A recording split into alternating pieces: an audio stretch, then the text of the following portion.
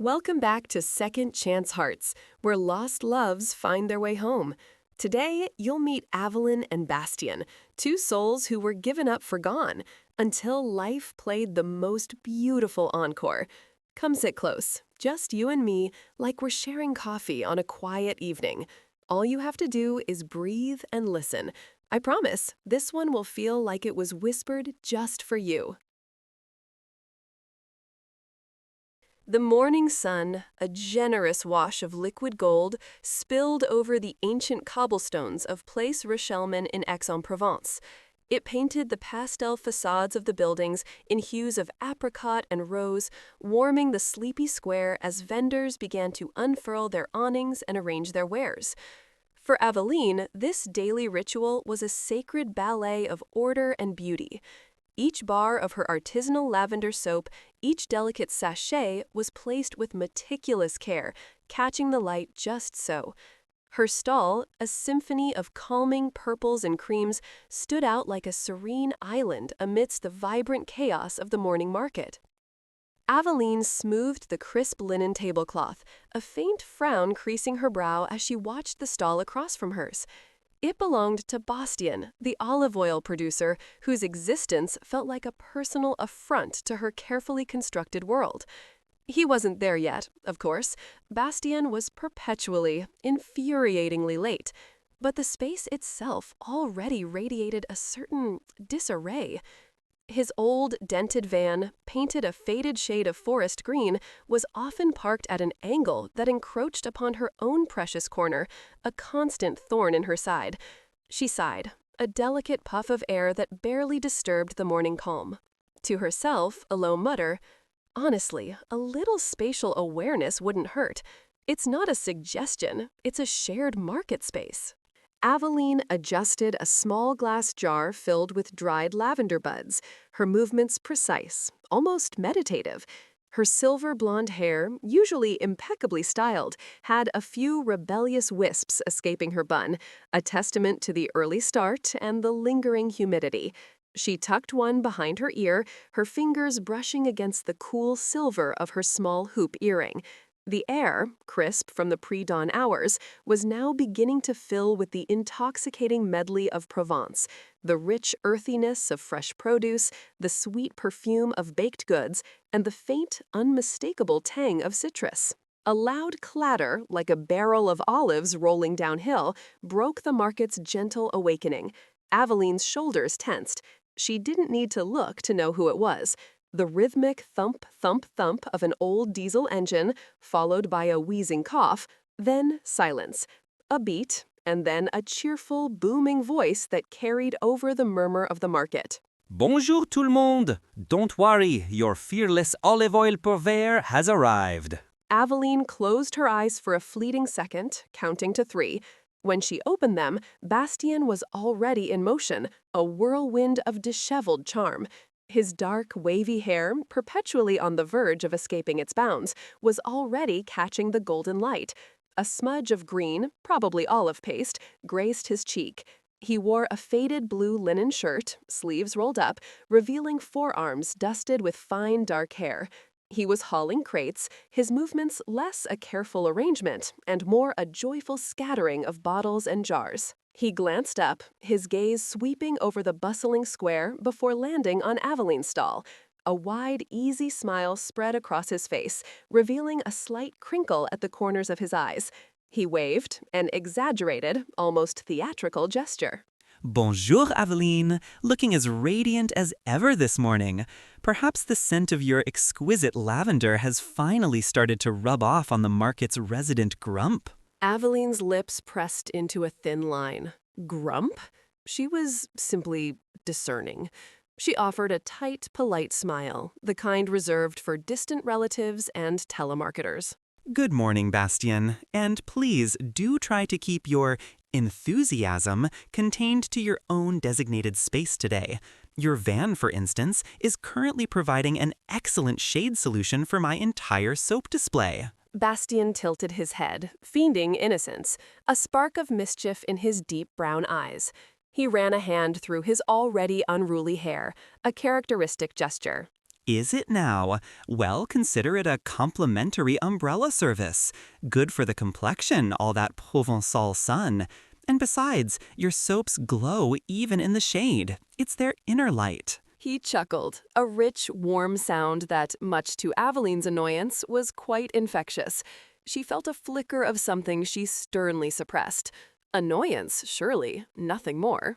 My soaps glow because they are handcrafted with the finest ingredients and utmost care, not because of your dubious parking choices. He simply grinned, then turned his attention back to his own stall, whistling a jaunty, slightly off-key tune as he began to unload bottles of golden green olive oil. The rich, peppery aroma began to waft across the narrow gap between their stalls, mingling with Aveline's delicate lavender. It was a clash of scents, a culinary argument in the air. Throughout the morning, their rivalry simmered. Bastian's boisterous laughter would occasionally pierce Aveline's serene atmosphere. His customers, drawn by his gregarious personality and the promise of a free tasting, often lingered, inadvertently blocking the view to Aveline's more understated stall. She would occasionally catch him sneaking glances at her, a playful smirk playing on his lips, and she'd respond with a look that could curdle milk. It was just past noon, the sun now high and unforgiving, when the incident occurred. A group of boisterous tourists, mesmerized by Bastian's impromptu storytelling about ancient olive groves, stumbled backward, knocking over a display stand of small decorative ceramic oil dispensers. One rolled, precariously, towards Aveline's meticulously stacked tower of lavender soap boxes. Aveline gasped, lunging forward, but Bastian was faster. He moved with a surprising agility for a man his size, his hand shooting out to catch the ceramic bottle just before it collided with her display. He held it up, a triumphant grin on his face. Saved, just in time. Wouldn't want a full-scale lavender oil war, would we? He winked, and Aveline felt an unexpected blush creep up her neck. The sheer proximity, the warmth radiating from his hand as he held the bottle, the genuine, almost childlike pride in his eyes, it was disarming. Thank you, though it wouldn't have happened if your customers weren't practically spilling into my space. Ah, but where's the fun in that? A little chaos keeps us on our toes, no? Life here isn't meant to be lived in perfectly square boxes, Aveline. It's meant to be tasted, experienced, a little bit messy, like my oil.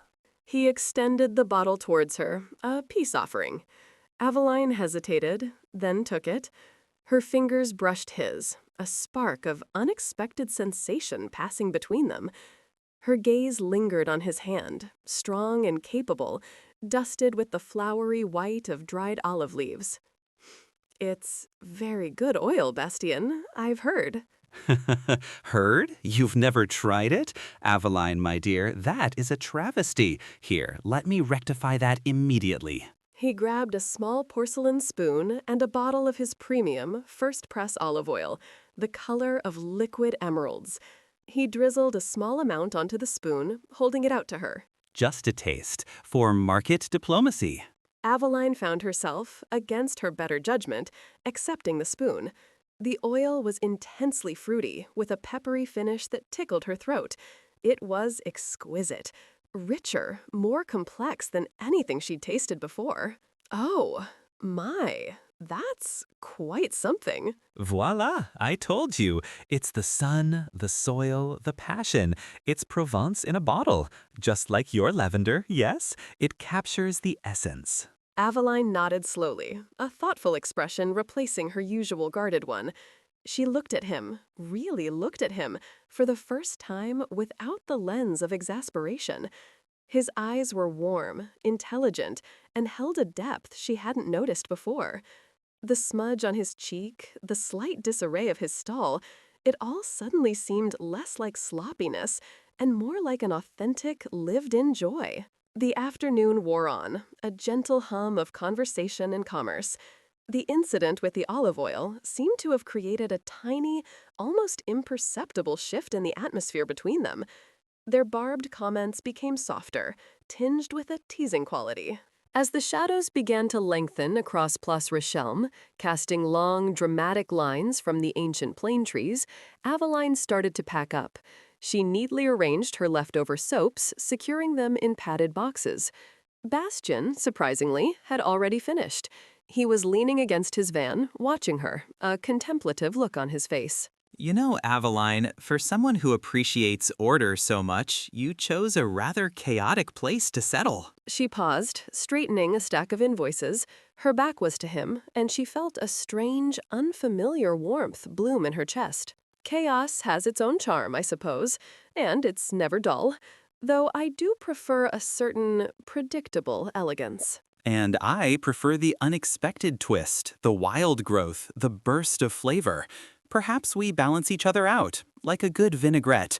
Your precision, my zest. He chuckled, and Aveline found herself smiling, a genuine, unforced smile that reached her eyes. She turned, meeting his gaze. The setting sun caught the gold flecks in his eyes. A small, soft laugh escaping her lips. You think we're a good vinaigrette, Bastian? I'm not sure I'm ready to be drizzled over your whatever it is you're cooking. Pushing himself off the van, slowly walking towards her, his voice a low rumble. Perhaps not, but maybe a small taste. After the market, there's a little cafe just off the square, Le Petit Bistrot. They do a surprisingly good pastis if you're brave enough. Or just a coffee, my treat, as a peace offering, and a thank you for not letting my ceramic art be destroyed. The words hung in the air, weighted with more than just casual invitation.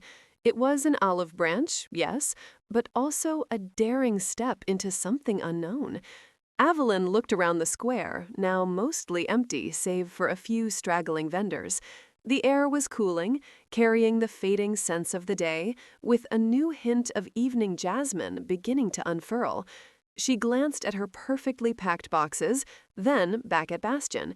He stood there, open and expectant, his hands tucked casually into his pockets, that familiar, endearing smudge still on his cheek. A pause, then a slow, deliberate nod. A coffee, then, and perhaps, tell me more about the chaos of your olive groves. I'm quite certain it's far more interesting than my precisely portioned lavender fields. Ah, Aveline, you wound me, but I accept the challenge. Come, let me show you the world beyond your lavender. He gestured towards the narrow alley leading away from Place Richelme, towards the quieter streets of Aix. Aveline hesitated for a moment, then, with a small, private thrill, she left her last few boxes untouched, knowing they would wait. For the first time in a long time, the prospect of a little delightful disarray felt utterly perfect. If this story moved you, share it with someone who needs to hear that second chances are real. Please like, share, and subscribe to keep us spreading love and hope.